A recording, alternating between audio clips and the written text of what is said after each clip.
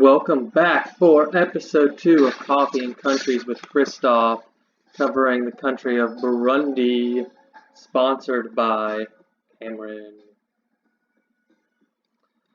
Alright, so today we're going to start by talking about the physical geography and climate of Burundi. It is located in the highlands of East Africa, in the Great Rift Valley region of East Africa, which both set it up as the perfect place for agriculture. 90% of the agriculture that takes place in Burundi is subsistence farming, meaning they farm only to feed themselves. They're not selling anything. And the average size of a farm is only 1 acre. So they tend to live in crowded villages where they own small amounts of farmland outside. As far as exports from their agriculture, very little, but what they do export is basically all coffee and tea. So let's start here looking at the physical map of Burundi. As you can see here, the darker colors here represent mountains, plateaus, hills. So you can see it's very mountainous on the western side of the country, but still hilly and plateaus throughout. And that's part of this Great Rift Valley area. The Great Rift Valley is a part of East Africa formed from 2 tectonic plates that for millions of years have been pulling apart from each other. Tanzania, which we talked about last week or last episode, is right here, and Burundi is right in here. So these are both in the Great Rift Valley region. You can see kind of the land formations, a lot of these plateaus, and then dipping down into the actual rift. A lot of times rivers or streams have formed at the bottom of this. The impact on people is it has created some of this highland area, and from ancient volcanic activity around the plate splitting has produced some pretty fertile farmland for people that live there. So here's a look at the East African highlands in Burundi where people might be farming. You can see kind of each these plots like you might see overhead in the plain in Indiana, all the fields divided up amongst people. So they tend to live in a village and then come out and farm their little plot of land. Again, most of them just growing fruits, vegetables, maybe have a couple animals to feed their family. Most are not farming the coffee and tea to export. But if they are farming something else, it's probably coffee or tea. So Burundi actually has a great ancient history, which is rare for most of Africa. Not very many modern African states can trace their history all the way back to being one state like they are today before Europeans arrived. After Europeans were there, they divided everything up, and that's kind of still how the borders are today. It's also why Africa still has a lot of problems. Now, just because Burundi has a history from before Europeans arrived does not mean they weren't negatively impacted by Europeans. In fact, they're probably the most negatively affected, arguably. Now, the Burundian history and culture, they have been divided up into 3 main ethnic groups going back to the start of what we know of their history. The most populous ethnic group is the Hutu. Then you have the Tutsi, and then you have the Twa. And you can see Hutu, 85% of the population, Tutsi about 14% of the population, and the Twa about 1% of the population. Now, most people fit into this Hutu ethnic group. They're actually kind of in the middle when it comes to the hierarchy of Burundian society. Tutsi are generally the people at the top of the social pyramid, the people with power, and the Twa are at the bottom here. You can see it even kind of has somewhat of probably a racist depictions here of how these people actually by size fit into these categories, how they're differentiated into ethnic group, Tutsi being taller than everybody else, kind of declining by height. Now, the interesting part of these ethnic distinctions is today it has kind of a passed down hereditary genetic quality to it. In the past, there's evidence that which ethnic group you belong to was actually very fluid, and it could be tied to your social status. So if you were a Hutu and great fortune, and do well in your life and in your trade, there's the possibility of gaining power and gaining prestige and actually being considered in Burundian society to have been a Tutsi. Same thing with Twa could possibly move up and be considered a Hutu. Now that's not the case today. This is much more rigid. There's no shifting between ethnic groups. They kind of have a more modern definition of ethnicity today. But kind of interesting that you weren't necessarily always tied into this ethnic group, that it kind of was this social status, tied to social status. Now these three ethnic groups lived in peace until the 1600s. Theories on the main theory as to why they started fighting with each other is that their population started to increase around the 1600s. Farming methods and things like that improved. More food source usually means more people, but with very little land, they started to get angry and fight and compete with each other for control of the land. It's also should be mentioned this is also when Europeans started showing up in Africa, and Europeans generally wherever they went in Africa, stoked a lot of rivalries between different groups. Well, I didn't read anything about that from Burundi. It's certainly probable that that happened. So Germany colonized Burundi in the 1880s. In World War I, Belgium actually drove the Germans out of Burundi and took control of it. Now, not that being colonized by the Germans was good, but being colonized by the Belgians possibly even worse.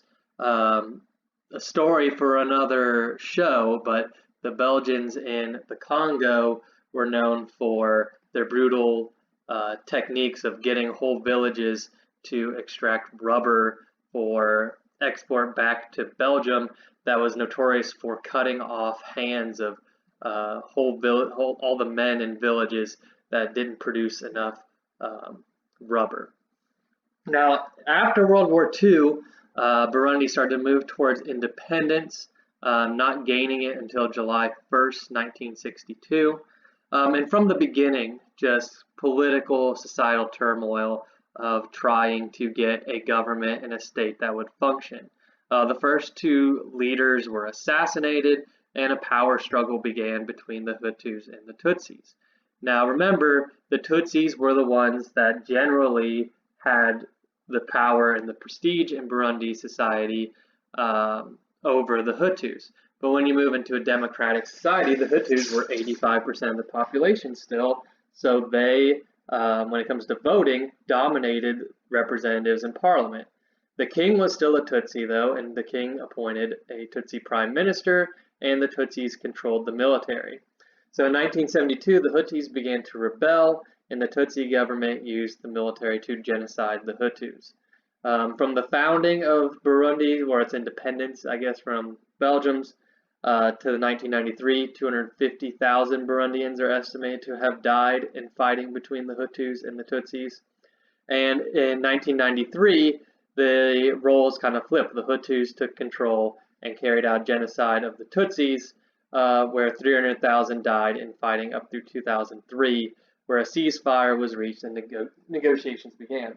Now, important to note, this are, obviously horrific numbers of Burundians dying, but also major impacts on all the surrounding countries around Burundi. It creates a huge humanitarian crisis and refugees fleeing Burundi into Tanzania, into Kenya, into Rwanda, and sometimes the fighting spilling over from there as well.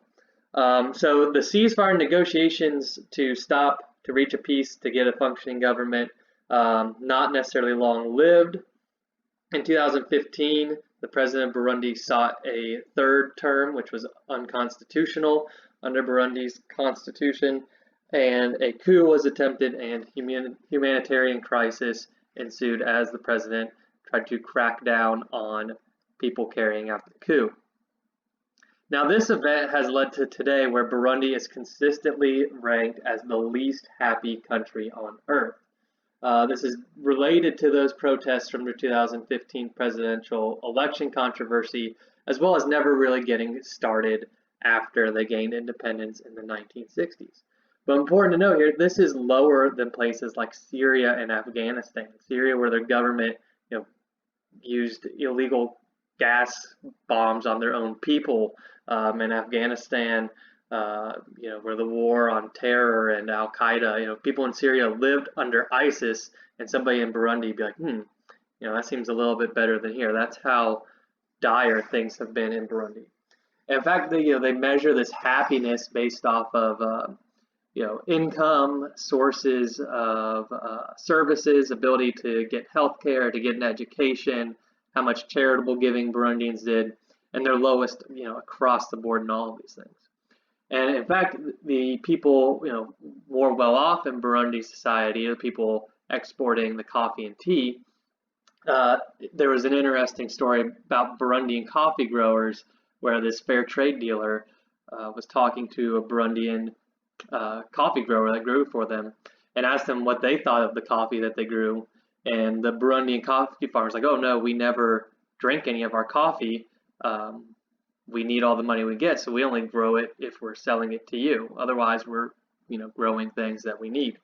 So the fair trade coffee dealer bought some of the coffee from him and then gave him some back to try and drink.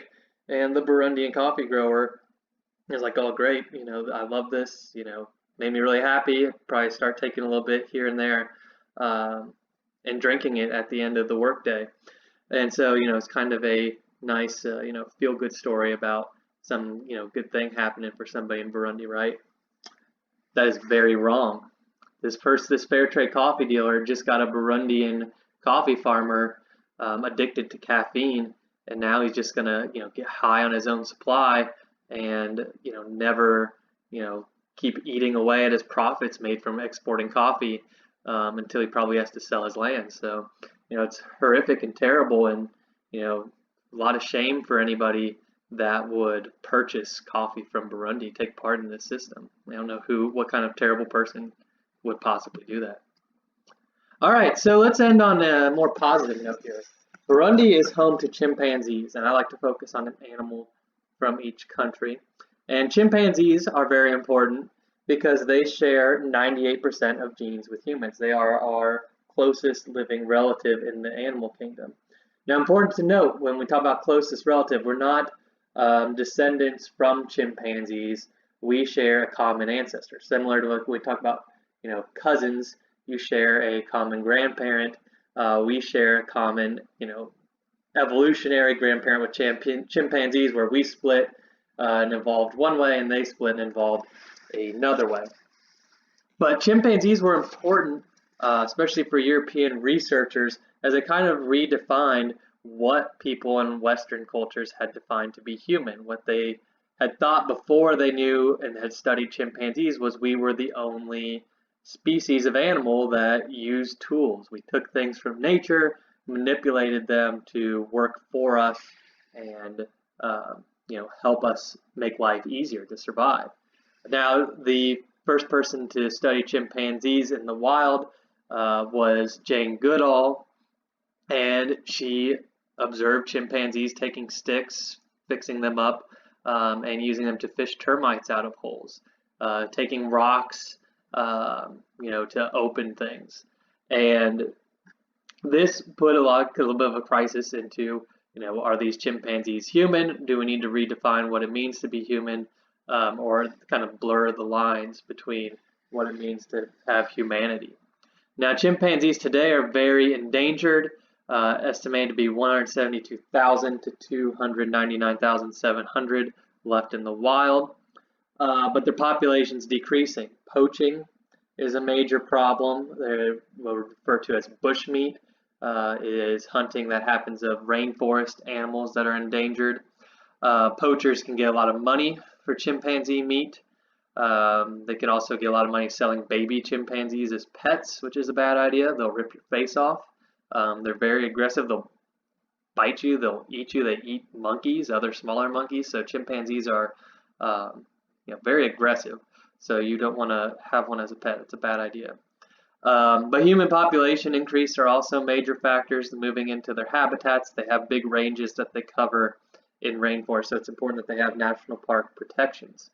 And Burundi has no protections for its chimp. They only have about 400 wild chimps left, and they cross over from Gombe National Park in Tanzania, which is where Jane Goodall, here with the baby chimp, studied them here. And so you can see they have a big enough range that they cross over sometimes from Tanzania into the southern tip of Burundi there. I want to end up with this crazy story that I know nothing about, but I saw this and it was confirmed. Wikipedia confirmed that Burundi has, in its one national park that it has, they don't protect chimpanzees, but they do protect this serial killer crocodile named Kristoff that's killed up to 300 people. This is an actual picture. This isn't just some random crocodile, found on Google Images. This is an actual picture of Kristoff. Somebody's just sitting there taking a picture of this crocodile that has killed up to 300 confirmed kills. Might even have more kills than that. Why they just let this killer crocodile go around? I mean, this is, insane. And maybe they'll move up a couple happiness rankings if, there's not a killer crocodile that they're just like letting chill in the national park. So there's Kristoff, and just look into the face there of, somebody that's killed up to 300 people. And we're to the point where this guy, give it a couple years, he's going to have some, white lady true crime podcast, a Netflix series about him, because this guy is just ferocious. So that wraps up episode 2 of Coffee and Countries with Kristoff here. Hope you enjoyed, and if you go to Burundi, look out for Kristoff.